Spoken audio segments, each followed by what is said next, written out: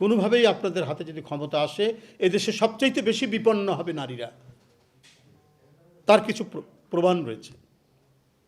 কারণ আপনারা তাদের পরিপূর্ণ বিকাশ আপনারা চান না। তারা একটি রাজনৈতিক দলের নেতৃত্ব দিক, এটা আপনারা চান না। তারা একটি রাষ্ট্রের নেতৃত্ব দিক, এইটা আপনারা চান না। এখন ভোট পাওয়ার জন্য আপনারা নানা ধরনের বিভ্রান্তি তৈরি করছেন এবং আপনাদেরই এক একজনের মুখ থেকে এক এক ধরনের কথা বেরিয়ে আসছে। আর প্রতিপক্ষকে ঘায়েল করার জন্য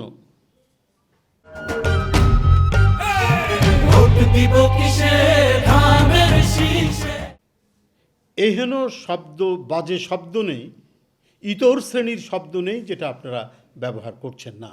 যিনি তার বক্তব্যের এবং কাজকর্মের শুরুতেই আল্লাহর নাম ছাড়া তিনি কাজ শুরু করতেন না, এবং তার নেতৃত্ব আজকে সুবেদিত, সারা বাংলাদেশে সুপ্রতিষ্ঠিত ছিল, অত্যন্ত জনপ্রিয় ছিলেন সেই নেত্রী।